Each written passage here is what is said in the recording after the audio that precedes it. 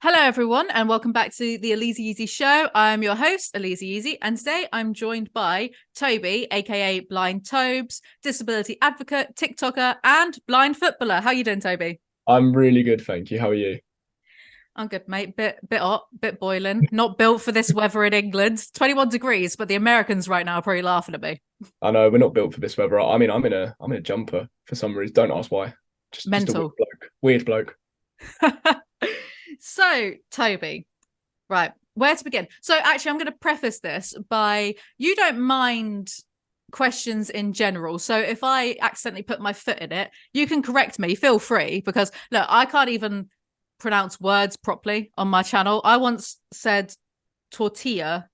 No, I said tortilla instead of Right tortilla, in it. and my Oh, my audience didn't let me live that one down for months. So, if I say anything that's like worded incorrectly, please do correct me.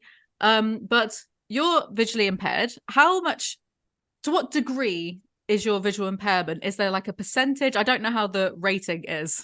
yeah. It's a bit. You'll hear different things from different people. You might get like, obviously you've got the standard person will have 20/20 vision, and then you might hear some random numbers that visually impaired people have. The best way I can summarize it is roughly like 97% blind. So Mm. I'm as close to being blind, as possible, really. Yeah, and you weren't always blind, but you were born with a visual impairment. Can you tell me a bit about your condition? Yeah, so I've got, to be fair, if you struggle with pronunciations, you struggle with this one. I had diagnosed with retinitis pigmentosa at the age of 2. Mm. And the famous reason as to why my parents took me to the eye hospital to get me checked out was I kept bouncing my head off of a Christmas tree. And I just didn't, I don't know what, it says a lot about my character that I couldn't figure out that there was something there and just avoid that area of the room. But no, alas, kept hitting that ball. And yeah, parents took me to the GP, I think, and they said there's clearly something wrong with his eyes. And then yeah, at the age of 2, was diagnosed with RP, and it just slowly lost it as I grew up. So, what was it like as a child then? What kind of barriers or like challenges did you face? It was really, it was weird as a child because my vision was relatively okay in certain scenarios. Like I could still play football with my mates, I could still read and write and do all of this kind of stuff. But I was very clearly visually impaired, and that's quite difficult as a child to like articulate what you can and can't do and like what Mm. support you need.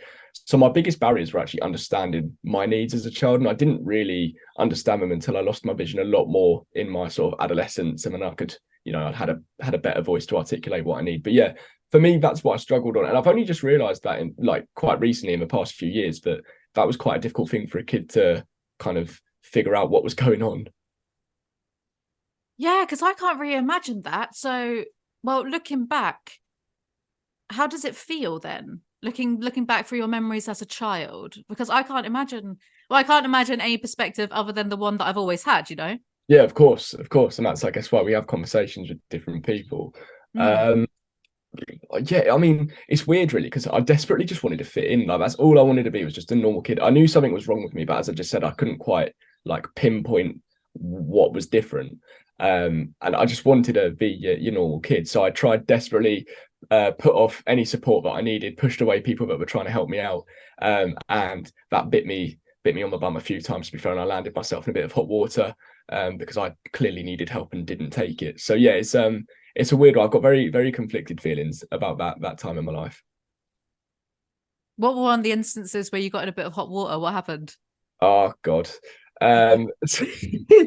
So I mean, I always walked into people because I didn't use a cane or a guide dog or anything. I again, as I said, I pushed that off. So I was always walking into people, like annoying people, in that sense. Trying to continue playing sports with very low vision can give you quite a few injuries. I remember some bad like running into walls and lampposts and things. So yeah, things like that, knocking people's drinks over. If someone was walking down the corridor with a coffee, I'd go and like barrel into them and their coffee would go flying. So Oh yeah, a God. few instances. And why did you not want to accept help? Was it pride? Was it wanting to fit in? I think yeah, pride and wanting to be just your normal kids. I think the moment that a kid is given something that no one else has in a more negative context. So for me, that could have been a laptop where I could have the screen reading to me, or a teaching assistant sat with me pointing out diagrams, like you instantly feel like you're not a part of the group that you want to be a part of.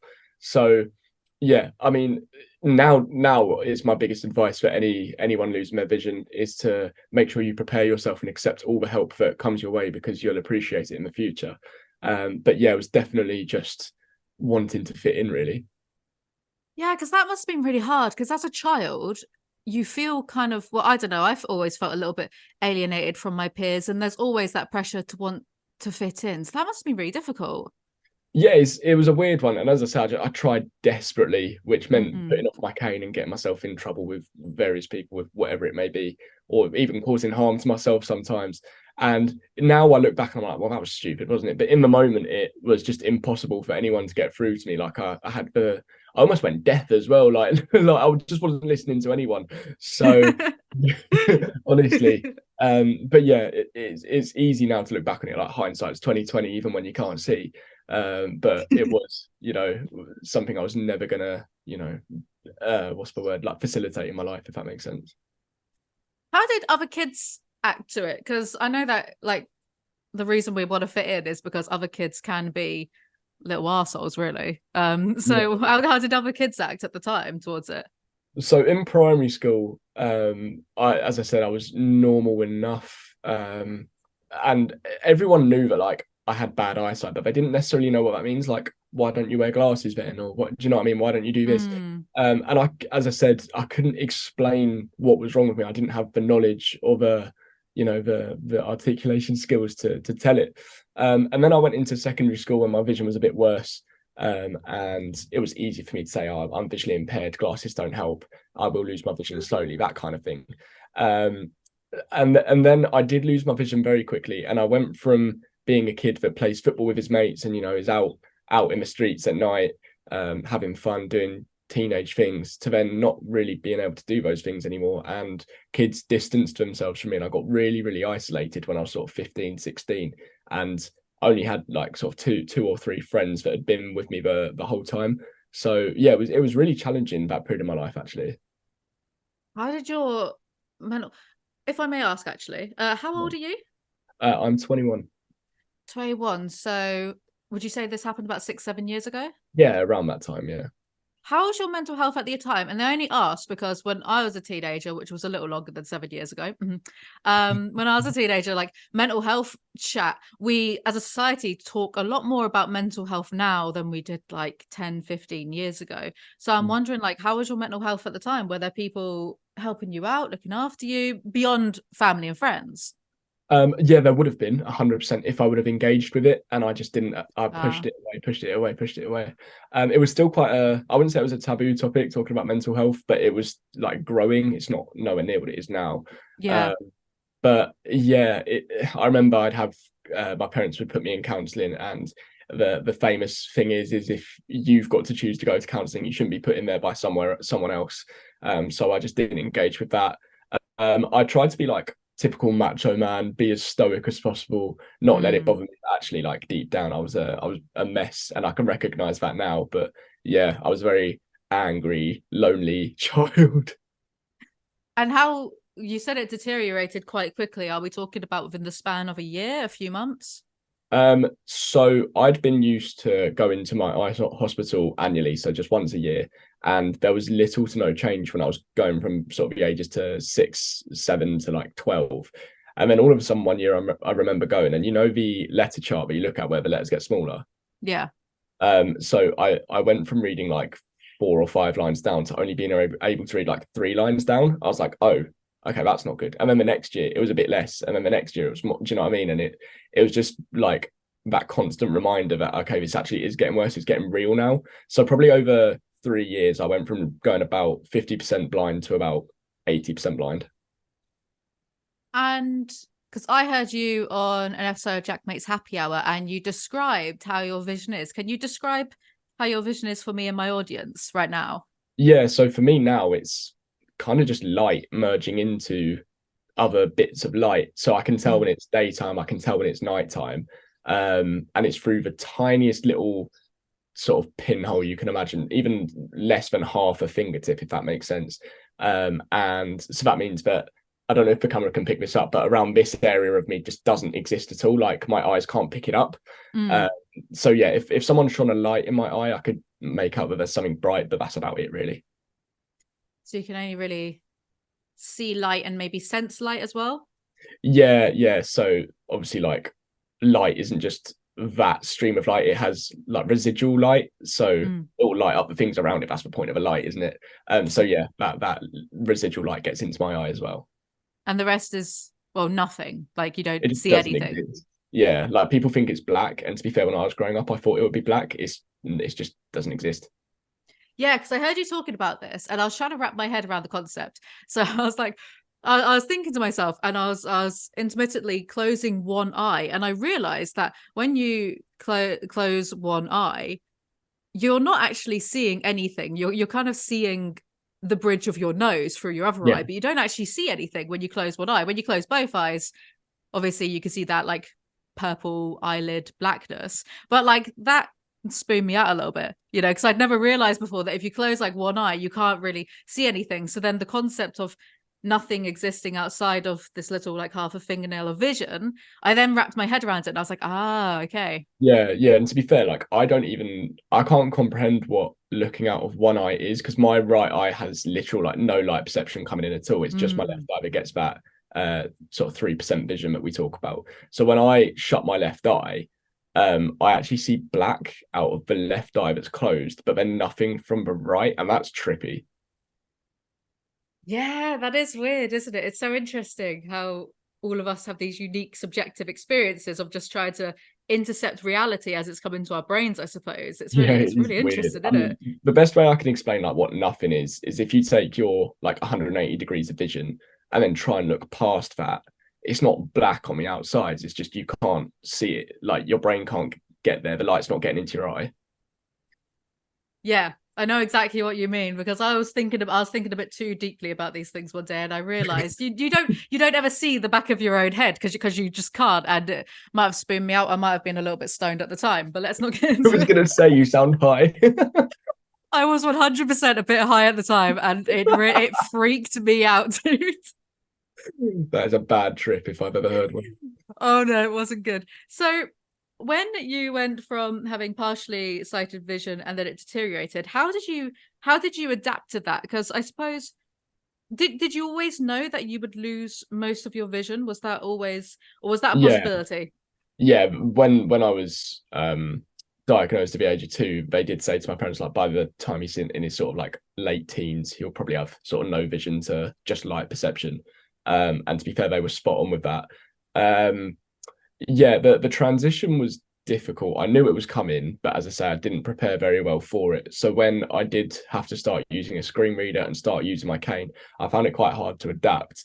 But it did also unlock a different side to me that was very, very confident and almost sort of like, well, I've got nothing to lose now. I might as well just go for it. And using my cane, starting to use my cane was the best thing that ever happened to me. Because I got this independence that I hadn't had since I was like 7. And what independence do you have when you're 7? You have none. So I never experienced like just being a normal teenager that could have like liberty and freedom. Yeah. So when did you get your cane? When did you start using one? I think I think I was 16. I think. Yeah. Yeah, I we'll go don't know with if 16 around that time. Like a weird, it was like first year of sixth form, I think. yeah. I don't know if it's a stupid question, but what did you adapt quite quickly to using a cane? Because I just think I'm really clumsy. I don't think I don't think I'd be very. I can't even use. I've never had to use crutches, but like if one of my parents had crutches, like for a leg injury she had, yeah. So I tried to use like just mess around with crutches at one, and like, I'm too clumsy. I don't have. I can't roller skate either. In case Oh my anyone's God. wondering, That is no. Let's hope you never go blind then. in it. It was challenging. Like thankfully, I knew roughly like what a cane was used for from I guess learning about it when I was growing up. We had like mobility officers that come to help visually impaired children prepare for the future. So thankfully, I did engage slightly with that. And yeah, I started using my cane. It was shit scary. I can't lie. Mm. And then like within a week or so, like I just picked it up, and once you have the basics of it, like the basics are like 80-85% of what you need to do. So yeah, it was hard at the beginning, but then it did actually get easier, I will admit. Do you ever, because I'd worry about things like, crossing the road. Mm. Is that ever an issue? Drivers, well, I don't trust people that drive anyway. I'm a very paranoid person. I'd rather stay indoors if I could, but I get you, honestly. Yeah, roads are a nightmare. We're mm, taught to use like crossings where possible. So whether it's a zebra crossing or like a pelican one, where you can actually like you've got a bit of control over the traffic in that sense.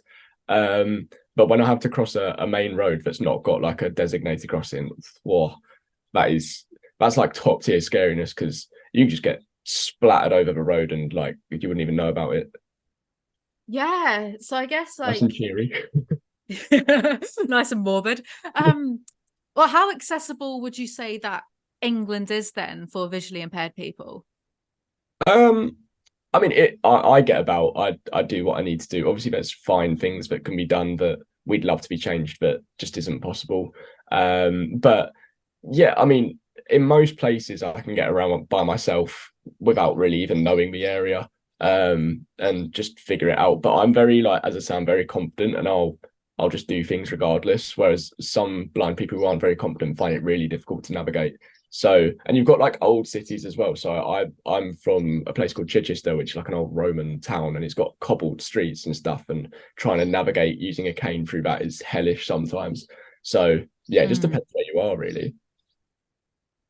So, did you go into further education? You're 21. Are you at uni or did you go to Yeah, uni? I graduated uni last year. I studied counselling psychology, which people get surprised at because I come across a bit like a dick, but I'm a really nice person, I swear. But I did that in Chichester. That's the reason why I was down there. And then yeah, we decided to stay down here on the south coast because it's much better than London. I promise you that much. So yeah, that did my degree last year, and now we obviously do content creation. Yeah, so why did you go into counseling and psychology? What compelled you? Do you want to work with people? Yeah, I do, to be fair. If I didn't just fall into content, then I would 100% be doing some kind of counselling related Mm, job, whether it's NHS based or not, or further education, who knows. But yeah, when I was younger, we were going through kind of all the aspirations I had, and losing my vision actually crossed off a lot of them. Or not completely crossed them off, but made them difficult as a blind person, like personal training or coaching. Because I used to be an athlete and do sprinting, and I wanted to go mm, into that. And going blind make that very difficult. So then we came up with counselling, and at first I was like, I'm not very compassionate. But then I did some mentoring for some kids at my secondary school who were on the special needs register. mm. And I was actually really good at it somehow. No one expected me to, but I was just like quite good at it. So gave it a go at A-level psychology, and then yeah, went to uni, and that was it really, closed chapter.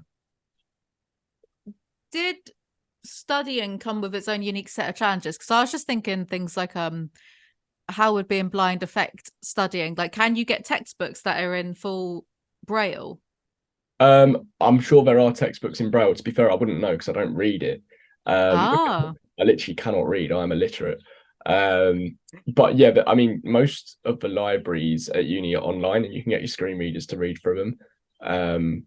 But I didn't know how to use a screen reader properly on a laptop because it's really complicated. So for the first month of uni, I was trying to learn this really complicated piece of software while trying to obviously find my feet in my course and socialize and all this kind of stuff. I nearly dropped out.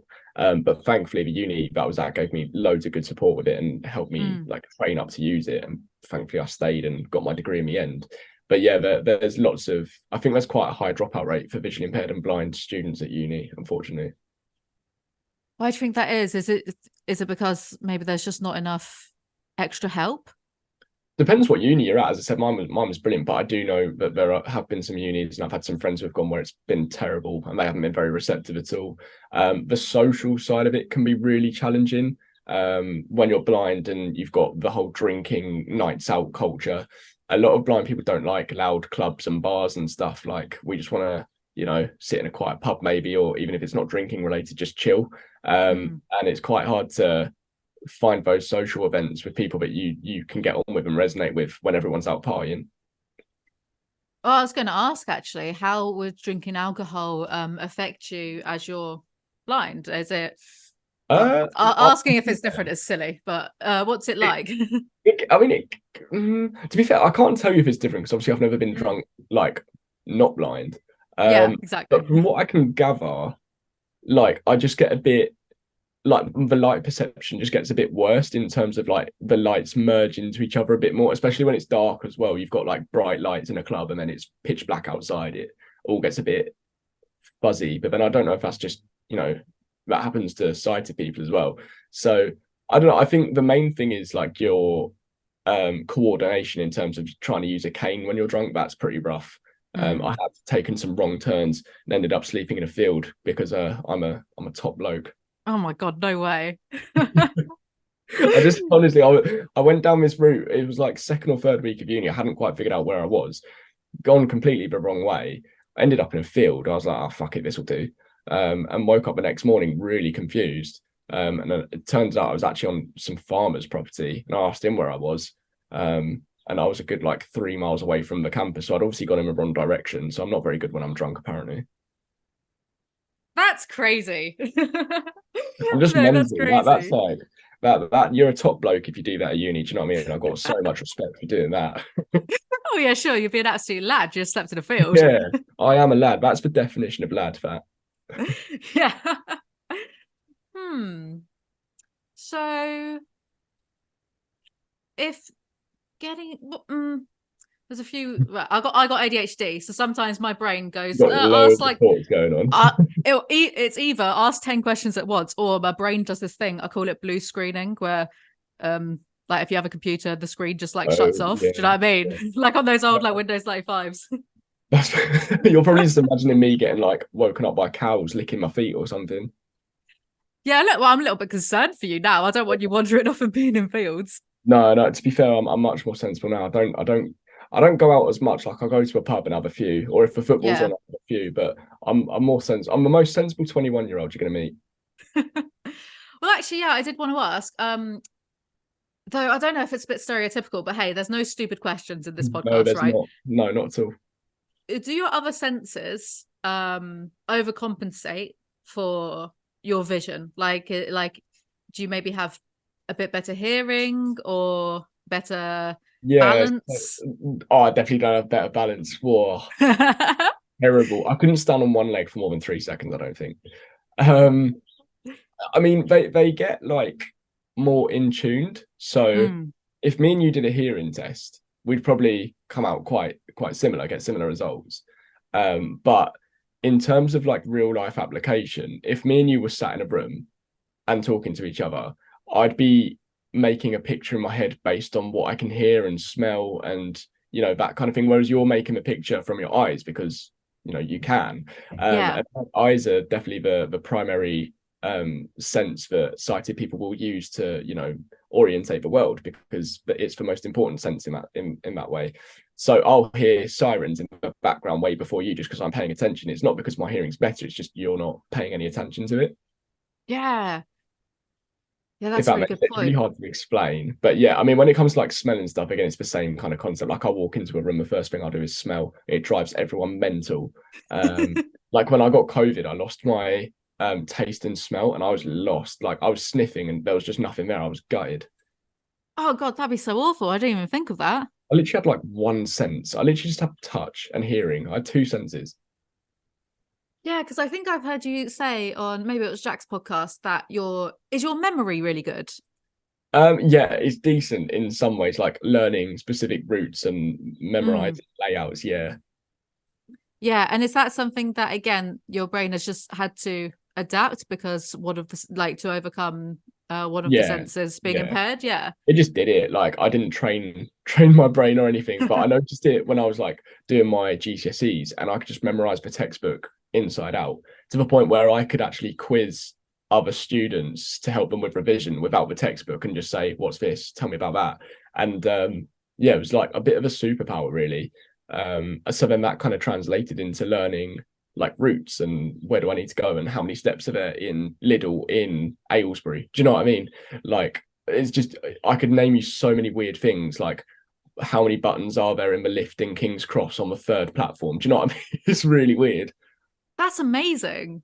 I think It's that's odd fun. amazing. Like, because sometimes I have a hard time retaining information in my head. I blame everything on having ADHD, to be honest.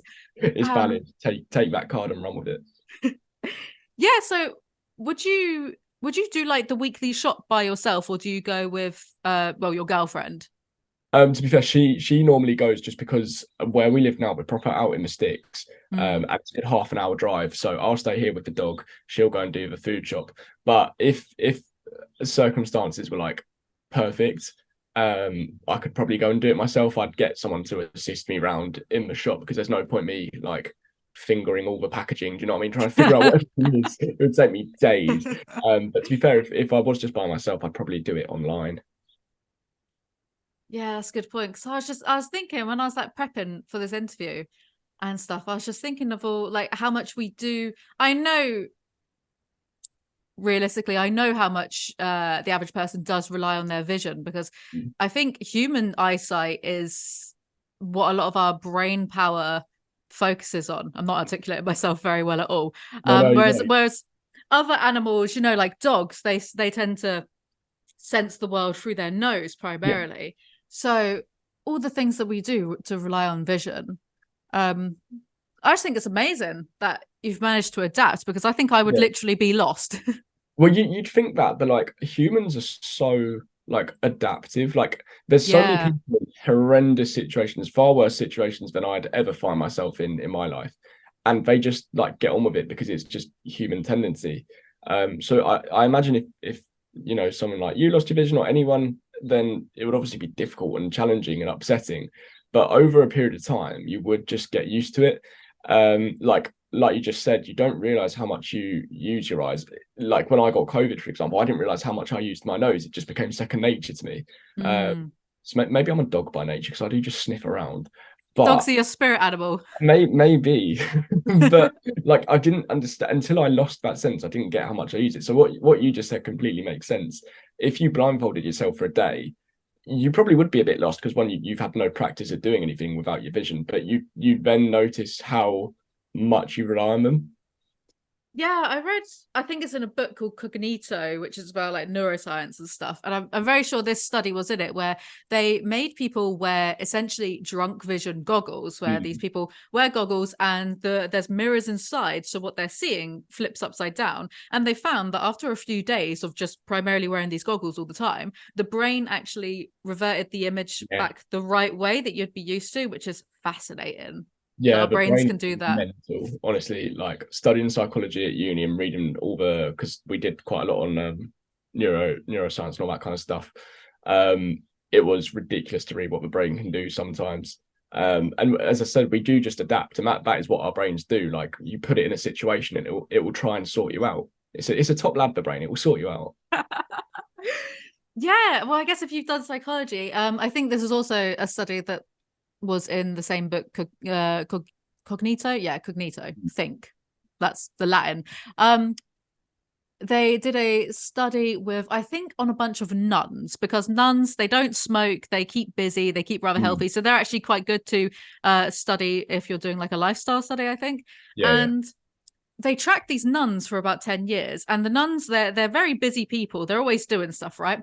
So but they found after 10 years, I think half of them had actually got some sort of like cognitive degenerate disease, like Alzheimer's or dementia. But Yeah. because they'd kept so busy, they weren't aware that that had happened, because the brain overcompensated because they were kept Wow. so. It's in a book by David Eagleman, so no one quote me on that, because I've probably like absolutely butchered It's but David Eagleman, he wrote it in a book, and I just thought that is crazy that the I brain kind of will want to just. read that now. That sounds insane. Like the powers of the brain is ridiculous. Like especially if you like, as you say, nuns are really like good to study on in that sense because they've had no like they've had no like blurring. Do you know what I mean? They've had no alcohol or smoking or anything. They're just completely like Yeah, blank slates in that sense. yeah, tabula rasas. um Not me accidentally insulting all the nuns, but like philosophically. So would you mentioned London earlier, would you travel by yourself to London? I've only unlocked this ability within the past few months, actually. So I don't know what's happened to me, but I've become a bit of like an animal in the past few months. I've just been going off by myself doing whatever I want. It's really weird. Like I never really did this. Like I'd go to my local shopping center and do whatever and be independent. I've never gone to cities by myself and just thought, fuck it, what's the worst that can happen? So yeah, I would now go to London by myself, and I do go quite regularly to different cities, and whether it's to collaborate with other creators or do some kind of campaigns that I'm on. I will travel, and I have gone all around the country now, which is like for me mind blowing because I never thought I'd be able to do that. Is London quite accessible by normal standards? If you took the people out of it, yeah, I wish. Yeah, it is. Yeah, do you know what? They make an effort. Um, like I think the tube's brilliant. Like the Yeah. London, great. Like the amount of support that you can get down there, and how accessible in terms of the tannoy that comes over and reads every station and tells you what lines you can connect to, or like the tactile markings on the floor, which can tell you where there are stairs and where the platforms are, and all this kind of stuff. Of course, it can be better and more consistent, but in my opinion, it's pretty good. Yeah. So do you think you'd be able to just get around London just fine, but with help, obviously? Yeah, if you gave me like the tube, buses, taxis, uh, Mm. then yeah, I reckon I could get to wherever you wanted me to meet you. Because it must be quite important, I guess, for your mental health to have, as you said earlier, that liberty and that independence. Yeah, it's like I had a chip on my shoulder quite a lot in terms of that. I wanted to prove that I can do things, Mm. and that's can be quite a toxic mentality to have sometimes, because you can put yourself and other people in sort of danger sometimes, especially when you're blind and trying to travel somewhere. Things can go wrong, and often they do.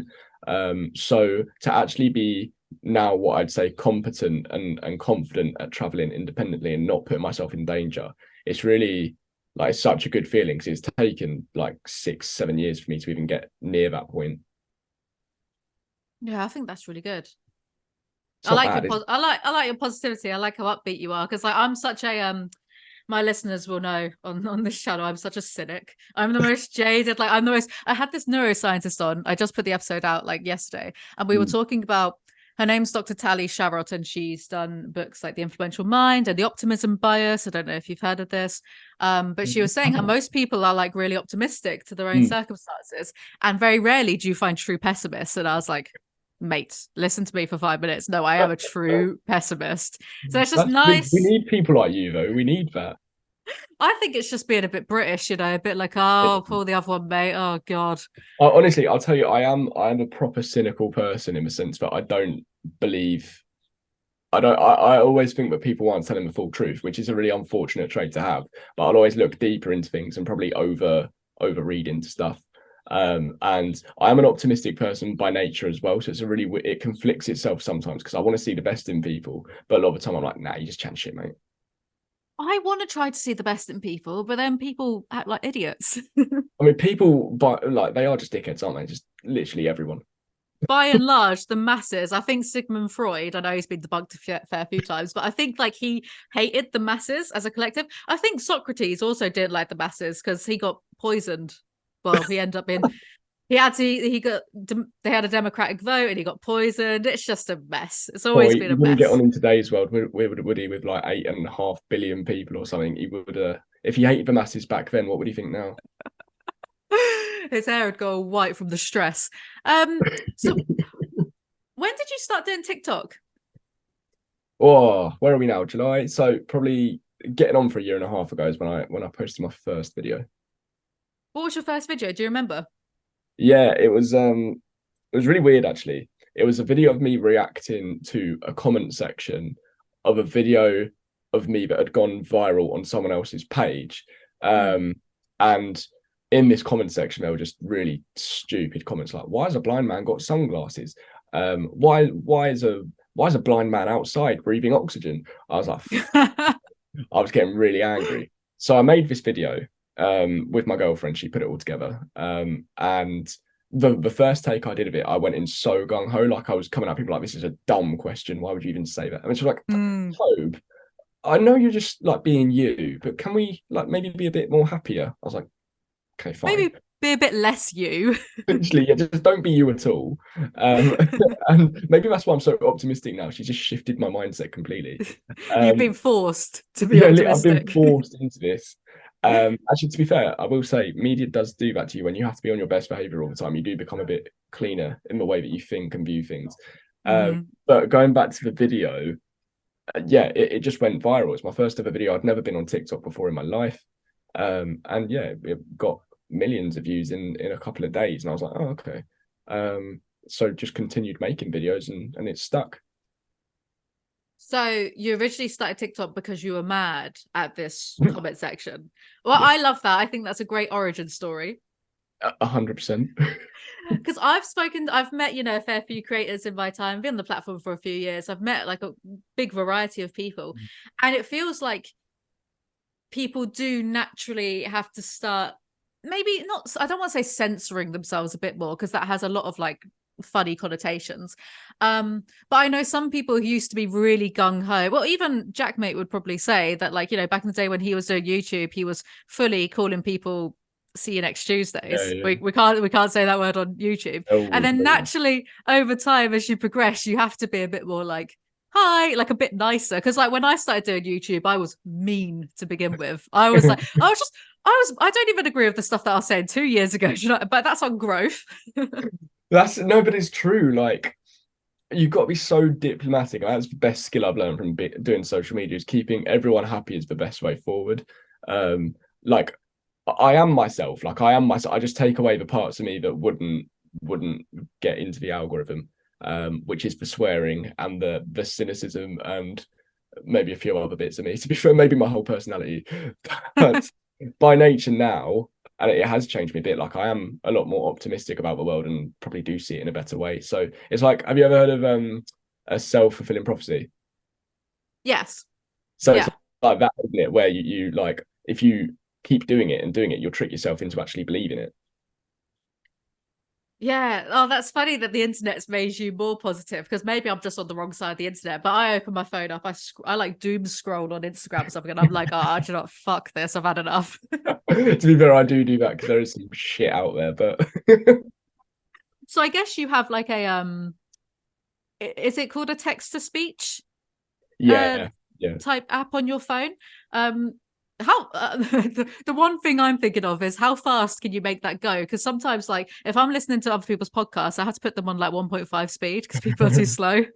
Should we see if the audio would pick up my screen reader on my phone? Do Yeah. you want to see it? And I'll show Yeah, you go for it. how quickly I have it on and see if you can hear any of it. Yeah, sure. Let's try. Let's go quite fast. Okay. If I flick through my apps, can you hear what they are? Watch. Utilities folder. For Apple Store. In iCloud. Clips. GarageBand. In iCloud. Yeah. Double tap to You can get that.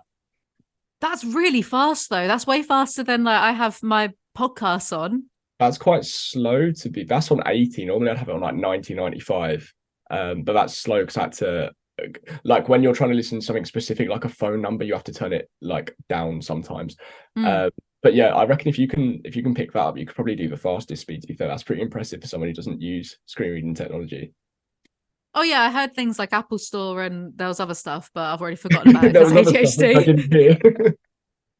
I heard them.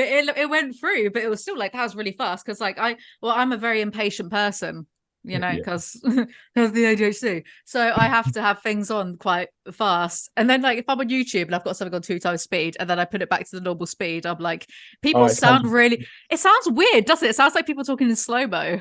it is really weird. Like, you know, the songs on TikTok where all of them seem to be sped up now. And like, if you hear the original song, it's like, that doesn't sound right. Oh, I That's think not, they sound better sped up. yeah, 100%. It sounds, for me, it sounds better. I don't really understand why. But yeah, like people are always shocked whenever they hear it. Like, how do you even hear that? And it's just like what you just said, is it being impatient. Like, I don't want to sit here for ages listening to a long email or something on like normal speed because it'd take me ages. And everyone would hear my email as well.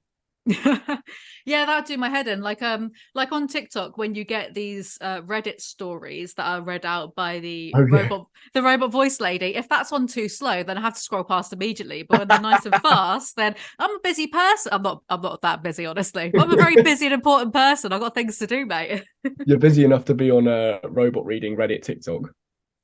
Yeah, exactly. I'm a very fulfilled person with an active work life. No, I get you, though. It is like it can be really frustrating. But it took me a while to get up to speeds like that, to be fair. Like I did start on normal speed, man. You just get used to it. And Yeah. people was like, what are you even like my parents when I was home the other day? Because I don't go and see them too much. And actually they haven't seen me use screen reading technology much at all. So when they were listening to it, they're like, what is that even saying? You're not even listening to that, are you? It's just like no one's even texting you. But yeah, that's class that you can understand it, to be fair. Cheers, mate. It's my brain. My brain's always on 1,000. My brain's either on 1,000 or 0. There's like no in between. It's very odd. I wish I could find that in between too, to be fair. Even when I'm asleep, I'm like at 1,000 for some reason. My dreams are mental because of it. Well, I wanted to ask actually, but I know it's probably a stereotypical question again. But what are your dreams like? Oh, but honestly, like it's if you take the most creative person in the world, put them on LSD, and then feed them back to magic mushrooms, they wouldn't come up with anything near what happens in my dreams. It's it's mental, honestly. I don't know what it is, and it's quite common in blind people. It's because we have quite overactive brains, especially with conditions like mine, where you're getting light into the eye, but it's not being passed to the brain in the right way. So your brain's just like, well, can we fix this, please? So it goes into like hyper mode, and then when you try to relax, it just doesn't switch off sometimes. And unfortunately, with me, it really doesn't switch off. So I can lay there for hours, like not falling asleep because my brain just won't let me. So my dreams, they are then visual because they're picking up on memories that I've had when I'm a child. And they'll put that into my brain and then it all gets a bit confused because my brain's like, well, we haven't seen it in ages. What's going on here then? And then it will do really trippy shit and it makes no sense. Yeah, I'm trying to imagine that now, because especially if you're getting these memories of your childhood in your dreams, but you're I guess seeing them metaphorically in a way through that's a tricky concept. That's a difficult one to wrap my head around, I guess. It's weird because if you take like everything you know now conceptually and put that in a dream, so like in the world of 2023 we know lots of things that we didn't in 2010, but you take what the world looked like in 2010 and put that into the dream where conceptually it's 2023, then it becomes like really discombobulated and it's kind of hard to figure out what's what. Does it ever feel like a bit too much then? Not in the dream, to be fair, because like, I'm not really aware it's happening. It's just kind of in my head, but when I wake up I'm often like, what was that? Like, what was that? Especially if you remember them, because you don't remember most of your dreams. But like, I guess it's something to look forward to, like going to bed and stuff. Like, oh, I wonder what's going to happen tonight. And quite often nothing happens, but every now and then you do just get a ridiculous one, which like defies any type of logic that I have. Well, I suppose, yeah. Well, I guess that leads me to wondering, you know, how a lot of people, they have their mind's eye where they're visualizing things in their head. Maybe they're talking to someone, but they're thinking about something else. Do you still visualize thoughts, concepts, ideas in your head, or is it more, I don't know, is it based on the other side? Because like I have one of my friends, I don't know the correct scientific term for this, so I'm not going to even try and attempt it. But I have an internal monologue. You have an internal monologue, right? My friend doesn't have an internal monologue, and apparently like a good percentage of the population don't have internal monologues, so he doesn't really think thoughts or concepts. He just kind of like says things, and it's so hard to explain. So I'm struggling with trying to articulate what I mean. Yeah, no, I've got an internal monologue, and I think it's the same with people like imagining things in their heads as well. I think there's a percentage of people who don't like see things in their head. Yeah, that's what I wanted to ask. Like, do you still see and visualize things in your mind's eye, or? Yeah, kind of like, but it's not. I said it on the Jackmate podcast. Actually, it's like a cartoon version, if that makes sense. Like the most basic thought that you can put in someone's head that's visual, that would be what I kind of see. So if I'm thinking of a house, it's like what a child might draw on a piece of paper. Why do you think that is? Do you think it's because no new information has come through your eyes? Maybe, like, because obviously that what I'm imagining now is like getting quite old. Do you know what I mean? And you do lose it as you grow up. If you lose your vision, you lose that imagination. So yeah, maybe it's just really basic. I don't know if it's also like hard for my brain to try and process and put together complicated images and stuff and like detailed pictures of things. But yeah, it's so bad. Like if you said to me, like, can you picture a boat? It would literally be like something out of SpongeBob. Like it's literally like the most basic thing ever. That's really interesting. But Yeah. I don't. The thing is, it's really weird doing these podcasts and talking about it and like trying to explain it because I'm never really put in a position where I have to like explain it to anyone, especially in detail to try and make not just you but also the audience who's listening understand as well.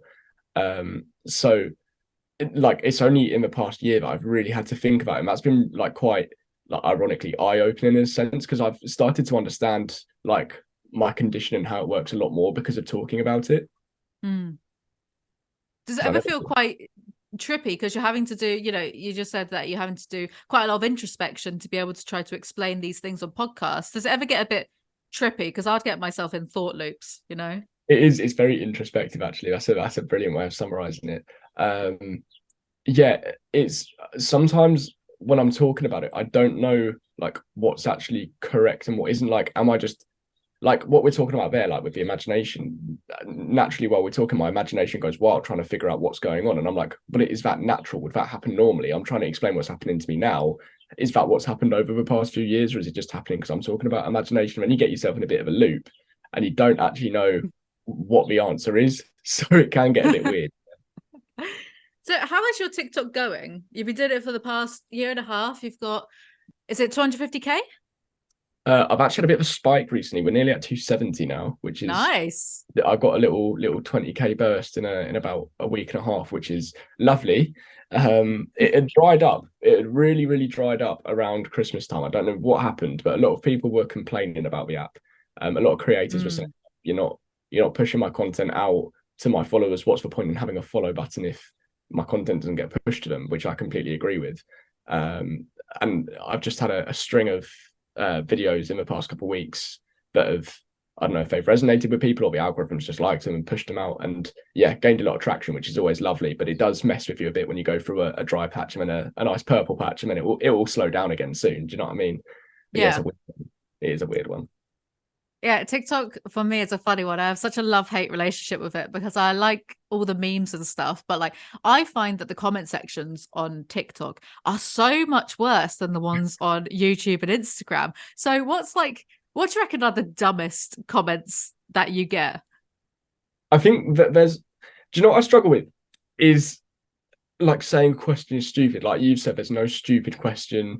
You're just trying to learn. And like I never want to dissuade someone from being curious, especially outside like blindness, which a lot of people don't know about. But there's some questions I get like, how do you know when you're asleep? Or I don't know, like the one like, how do you wipe your ass? That one pisses me off. What? Yeah, I get that one all the time. Like, how do you wipe your bum? Or how do you know when you're done wiping your bum? What? Huh? Well, I'm concerned about those people now if they're asking that question. If I'm going to take the role of the host for a second and just ask you a quick question about your arse wiping habits. But when you do you look at the paper? Yeah. Yeah, so that's how you know you're done based on the appearance of the paper. Yeah, based on vision, yeah. And obviously I can't look at the paper, so people get confused as to how I'd know when I'm done. Or just be thorough, I suppose. Like you don't really need to see. See, this is what I mean about TikTok though. Like the TikTok commenters don't have boundaries, I swear. And I see a lot of just ignorance, like plain old ignorance on TikTok, and I find it frustrating, and I don't even really post on there, because I'm always forgetting. So I can does it ever get like frustrating for you? Oh yeah, 100%. Like if there are questions are questions, but as I said, there are some that do get a bit repetitive and tedious. But one that gets me the most, and it's because I get it the most, is how are you reading the comments or how are you replying to comments? And it just makes me think, like, what is your view on technology? We've literally got robots now, like ChatGPT, churning out essays and songs and impersonating people. And you think that there's not technology that can read some writing on a screen? Like really, like there's been, what is it in cars? It's not CarPlay. What's it called where it will read out your messages and you can do it with hands free and all that stuff? Like, how long have we had that for? Oh, for ages, yeah. So, like, you think that Apple or Samsung or whoever haven't put together some software that's able to read your, it's not just me, it's not just blind people either. It's like people with dyslexia who can't necessarily read, or some kind of information processing disabilities. You know, it's just easier to listen to things sometimes. You know, when we put our AirPods in and you get a notification, it will read out the notification. It's just, I don't understand why people can't comprehend that we can use technology. In it, like we've got rockets that go into space, and you think we can't just have a robot? But well, oh, do you know what? No, that's actually, I was gonna give people the benefit of the doubt then, and be like, do you know what? Maybe they're 12 years old, maybe they're just a bit silly and they're being a bit ignorant. But the Reddit videos that we have on TikTok, they literally read out the text. So there's no excuses for these people to ask that kind of question. I don't think there's those videos excuse. dominate TikTok as well. Like, I can't go 3 videos without scrolling through a Reddit video. Like, I'm sure that everyone on that platform has at least seen one. But then they see me replying to a comment saying, "Oh, thanks for the compliment." If someone said, "Oh, this is a sick video, thanks for the reply," and then I'll have like 20 replies to that, being like, "How have you replied to that then? Clearly faking it." It's just, oh, it does my nutting. Well, do you get people like making little conspiracy theories, being like, he's not actually blind, he's just doing it for? Do you get All people the saying time. that? Every Oh day. no. Every single day there will be someone being like, "He's clearly faking it, he's clearly not blind." And do you know what, that's it, there's a learning like opportunity from that, because I'll make videos based on the comments that have tried to break down every little reason as to why I'm not blind, and it can actually teach people a lot about the disability. Like, for example, my eyes don't look blind. Cool. That's because the problem's at the back, not the front. There you go. You got a little tidbit of information off your pop. Or he's looking directly at the camera. Well, yeah, that's because I'm holding my phone, you muppet. Off your pop, a little tidbit of information. So I will respond to it and educate people, but it does get draining sometimes. Yeah, I think I saw a video once of Stevie Wonder, the famous blind musician. He was on stage and the mic stand was about to fall and he caught it.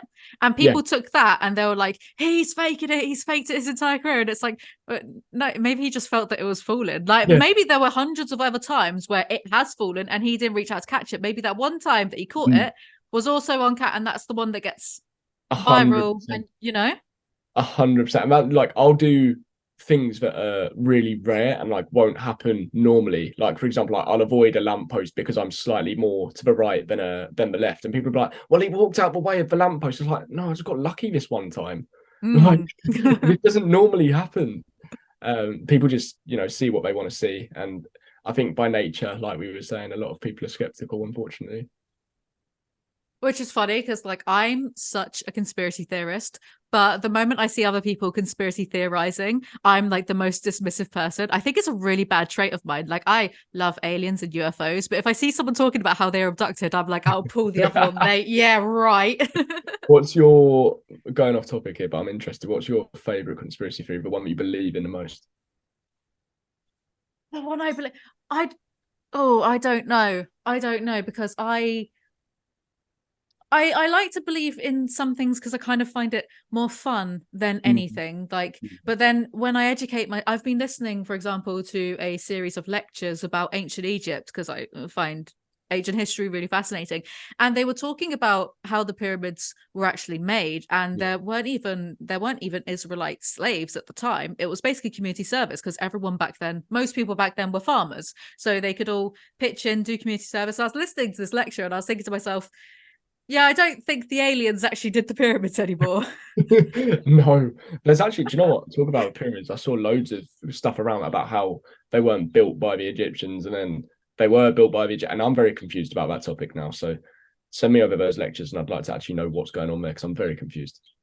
They're all on Audible and they're for free. They're on Audible.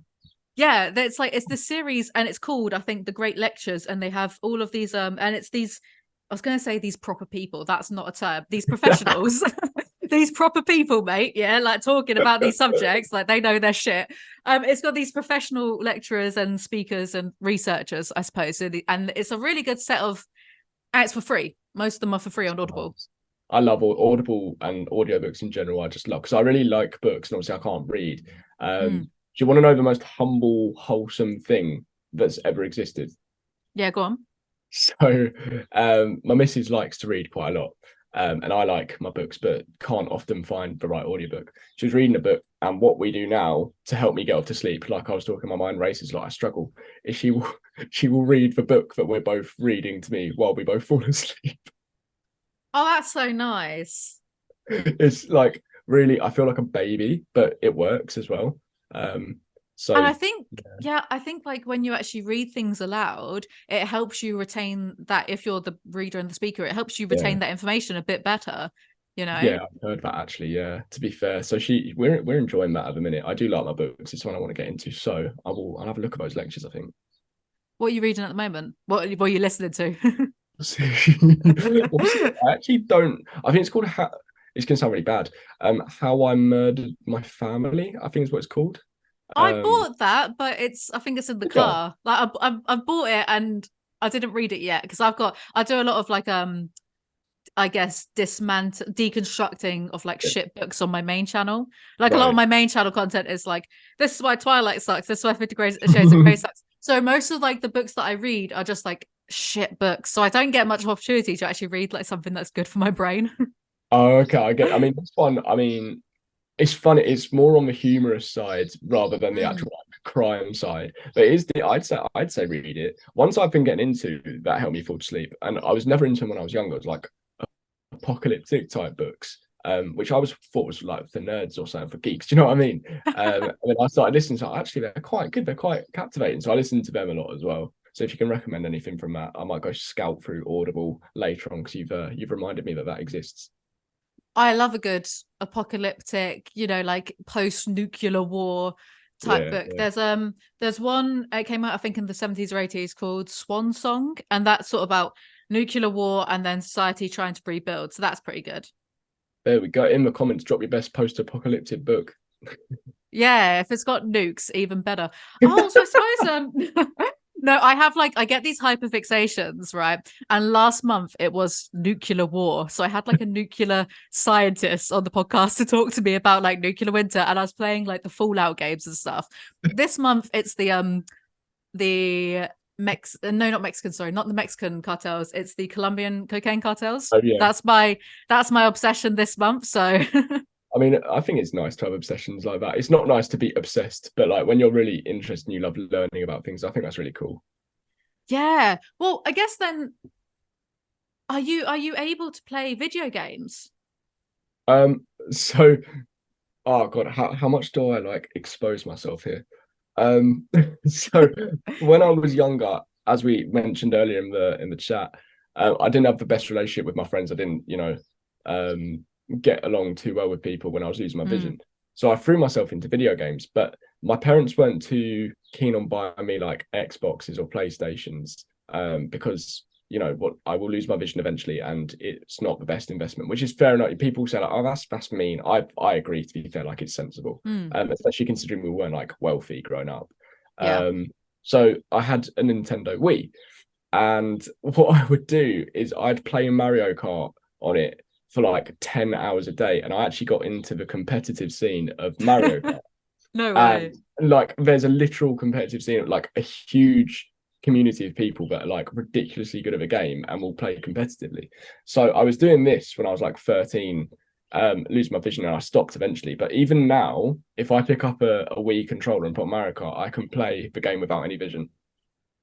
Really? And I'll win. Like I won't even drive off the track once. Like I'll win. I can't even win or play it now with vision. Like I'm not joking. Like I'll be doing all these like expert shit that blows your mind, and people are like, "How the hell are you like? You can clearly see." Then kind of no, I'm just I'll turn my head away from the screen and start doing it, and it always shocks people. It's my little party trick.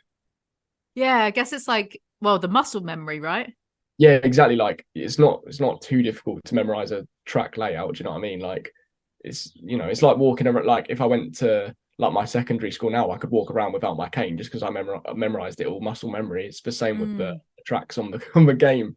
It's just it's a shame it's like Mario Kart and it's on the Wii. It's not something cool like Call of Duty on an Xbox or something.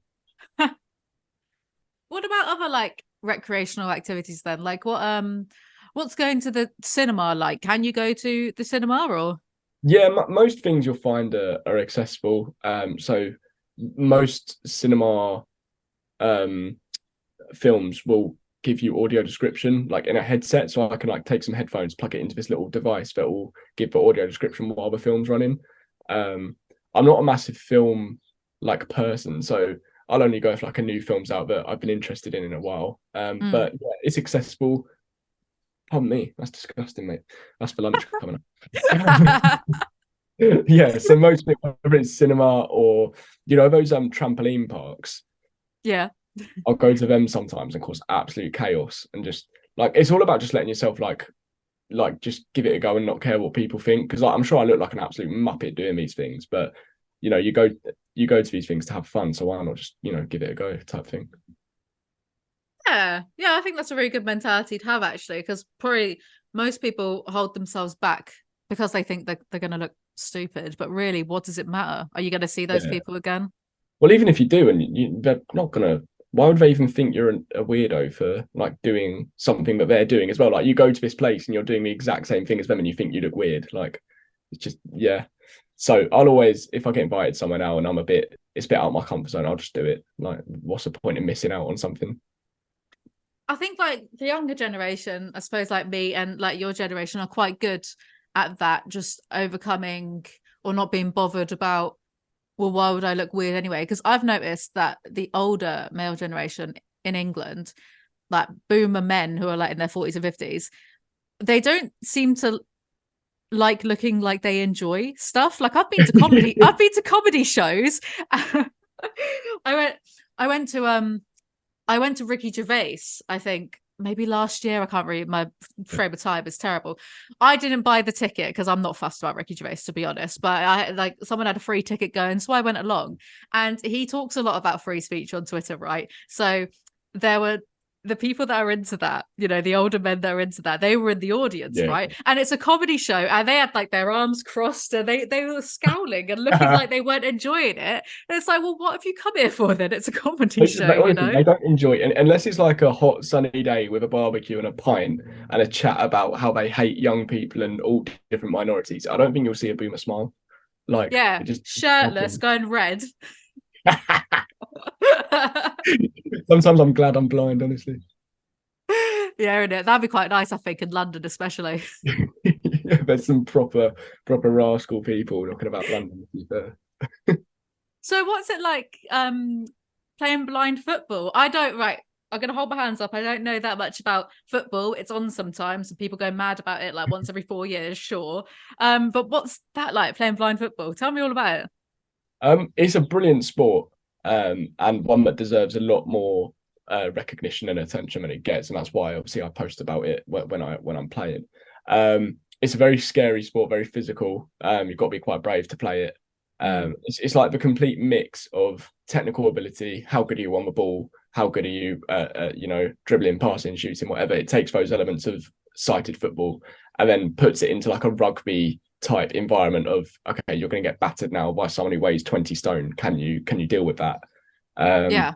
So yeah, it's a really good sport. I love football. I've always loved football, and I really missed playing sighted football when I lost my vision. So to be able to now play football still, because it is still football, with people, in the same circumstance to me who just, want to play football and enjoy that is almost life changing, really. So when you play blind football, everyone gets actually blindfolded, right? Yeah, it's about so like we were talking about, I still see light coming in, whereas a blind person who was born blind may have never seen anything in their life. So we put the blindfolds on just to make sure everyone's on a level playing field. And are accidents more likely to happen? Yeah, yes, yeah. yeah. Yeah. I was Have you gonna had a try few and whittle accidents? around it. I was trying to like skirt around it and be like, no, it's fine. But like, yeah, things do happen. I've had a few injuries myself. But yeah, just like collisions happen. But there are rules and stipulations where you have to say certain things so that the contact is avoided as much as possible. So if I was dribbling and you were defending, you'd have to say the word "voy" to me when I was approaching you, so that I could hear you're there and like avoid that full-on collision. And if you don't say that, it's a foul. So there are things that you can do, but obviously accidents do happen. I guess a little bit like not like at all, but I just thought then, oh, like Marco Polo, Yeah, right? to be fair, Kind in a of. way. Just you want to avoid the person shouting Marco instead of finding them. Would you be quite good at Marco Polo? I've never. Do you know what? If we ever meet in person, we'll play a game and we'll find out because I've never played it in my life. I reckon I would. I don't know. I reckon it would be one of them things where you'd think I'd be amazing. Actually, maybe it'd be a bit shit. Well, then what's it like? Like, because I cannot even play normal football. Um, how do you? Let me try and articulate. Do you have any reservations when you're playing about? Well, no, I guess you don't because you've had accidents, right? Because I just not to say me too much, but I would be concerned about I might run into someone, I might trip over the ball, I might do this, I might do that, I might hurt myself. Do you have to like just let those reservations go and just sort of go for it, or I think the can you best get players do. Yeah, go on. yeah? Sorry. I was just gonna say, can you get like a sense of spatial awareness? Yeah, spatial awareness is the most important thing. Really, you've got to know where you are at all times. And in I don't mean to mansplain football to you at all, but just to give a picture of what's going on. We play in formations with your teammates. So if your teammates stick to a formation and you're doing your job properly, then you should be able to know where everyone is on the pitch. So players do, and I still do 100%. Like, I don't want to get flattened by someone, or I don't want to run into the goalpost. You know what I mean? But it might happen, and you've just got to accept that sometimes. And if you'll actually see it in some players, they're a bit stiffer, and they might run with an arm out instead of running naturally. And yeah, that can happen, and it can hold you back a little bit sometimes. But the best players in the world just don't give a shit and will just do what they want. I think I heard you saying that like the best players in the world are really, really good. How good are they? Oh, they're outrageous. Honestly, they dribble like they can see, they pass like they can see, they shoot like they can see. It's stupid. Like I'm a good player by if you look at from someone who's never played before to like the best player in the world, I'm your average-ish player.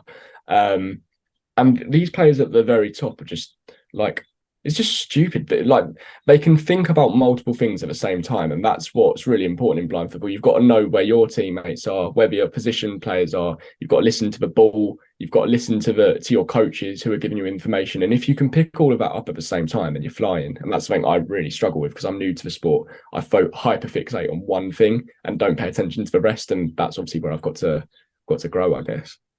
How long have you been playing it for? Properly since October last year, but I had my first interaction with it just over a year ago now. So how's that going to be for you in the future then? Is it something that like you really, really, really want to get into? I wouldn't say like I'm dying to like be one of the best players in the world. I train hard and I work hard, but for me, I'm more at this point in my career when I'm still learning the ropes of the sport and still getting to grips with it.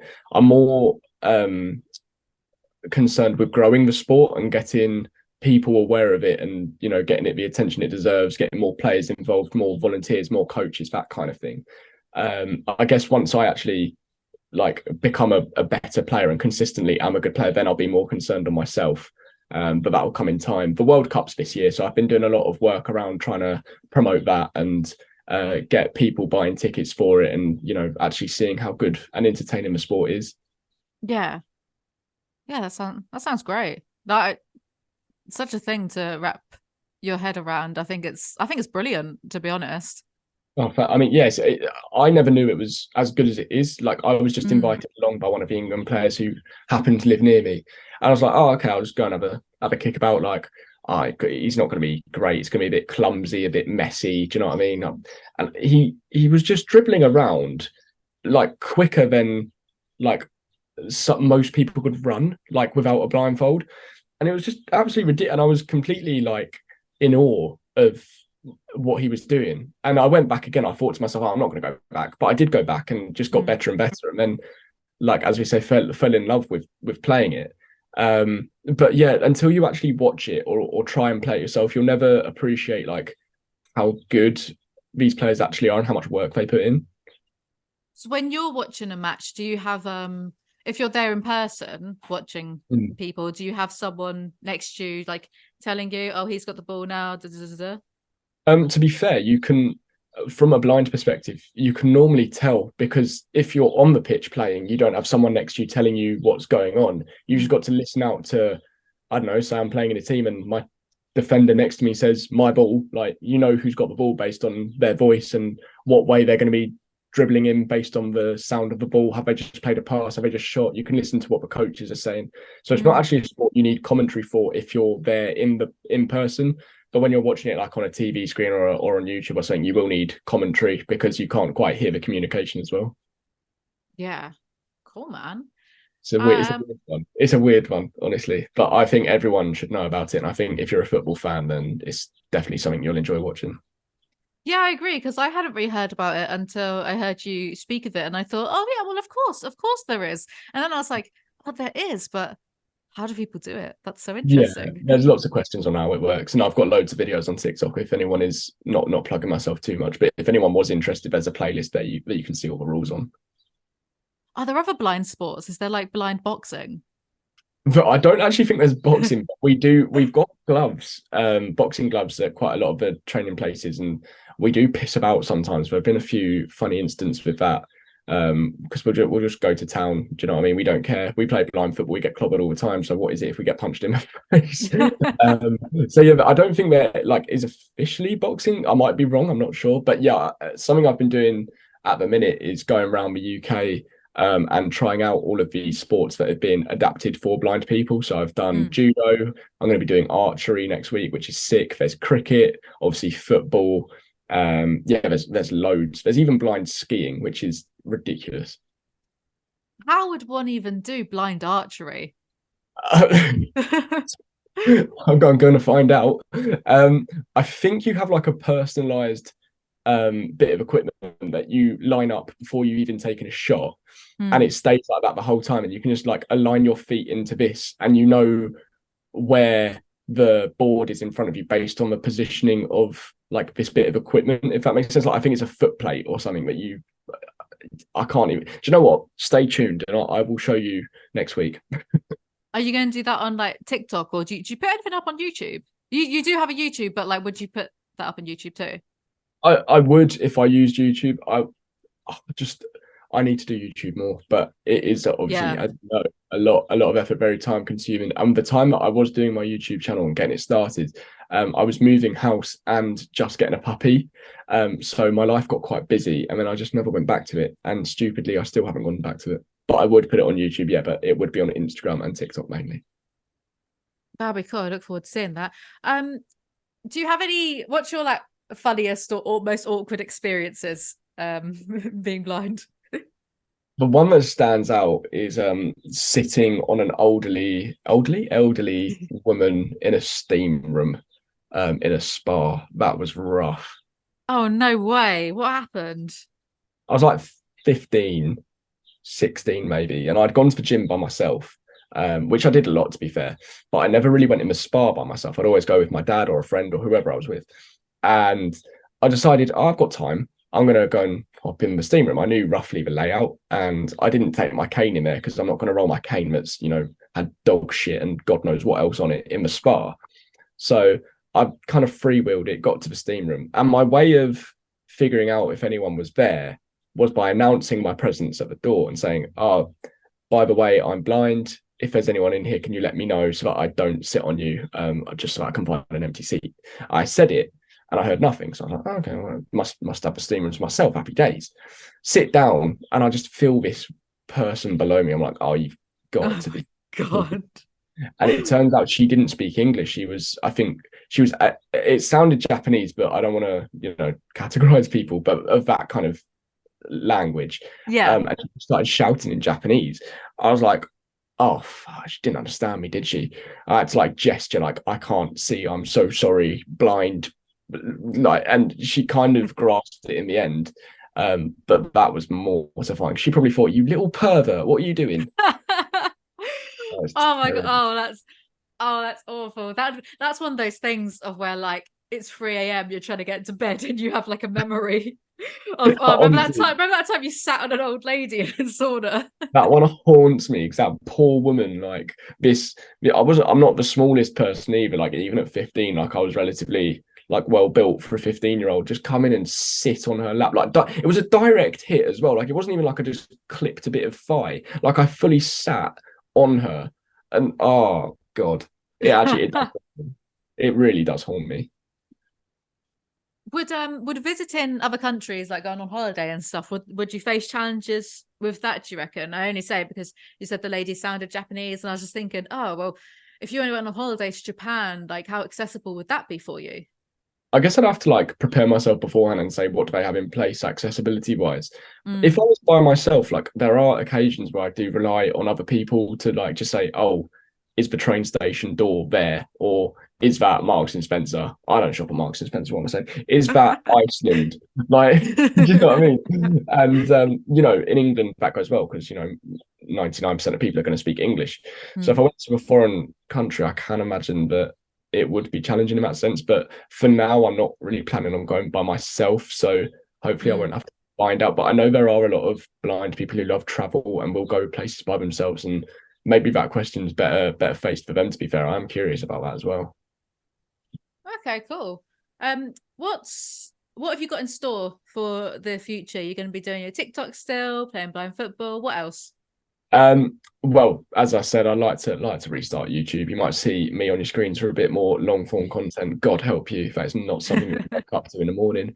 Um, I am looking to roll out a business of mine, going into companies and businesses, talking about accessibility for disabled employees and how best to facilitate their well-being at work. So doing some workshops in that. So I'm really excited to be doing that, and I'll be posting some content around that too. Something I'm really, really passionate about. Hopefully, a lot more mainstream media stuff as well. I'm really hoping to get into sort of TV work, a bit of radio maybe, and just deviate away a little bit from social media because it's not great to stick with one thing over and over again. I think you gotta refresh sometimes. Oh yeah, 100%. Diversify your content and Yes, diversify your revenue streams. Get some yes, merch in there. yes, man. Get some Oh, merch. get some merch in there. Do some like little like do things, you know. What should I do with merch? Is that what should I if I was to do something? What do you recommend? I don't know if you have like a catchphrase, you could put that. Like I say, in my content, I do say a lot of "don't care, didn't ask." Like I don't care and I didn't ask, so I've stuck that on a t-shirt. You know, stuff like that. Oh, I'm gonna buy that now because that is literally like that sums me up. That sounds good. I say Bosch a lot, but like I feel like everyone says that. I can't trademark that. No, you can't because Bosch is also it's It's, a vegan cooking company as well. I think that's not me anyway. I'm like the least vegan-y person ever. I'm like the most vegan person ever, Are so this you? is a real meeting of the minds. A meeting of the minds. A meeting of the minds. Uh, that's all. That's all I have time for. You've answered all of my questions. Thank you so much for coming on. It's been a lovely chat with you. It's been a great chat. Thank you for having me. And where can people find you? TikTok, socials, say whatever you want. So we've got TikTok and Instagram are the main ones, which is BlindTobes. And like I just said, for any sort of business inquiries about accessibility, there is an email in my bios on there if anyone needs anything. Awesome. Thank you so much for coming on. And for everyone else, thank you so much for listening. Remember to like, comment, subscribe. Follow me on Spotify and iTunes. Give me 5 stars on Spotify. Cheers, mate. Don't really care about iTunes too much. I don't even know if they have a rating system. Not bothered. I make new podcasts whenever I feel like it, and I'll see you guys all next time. Bye.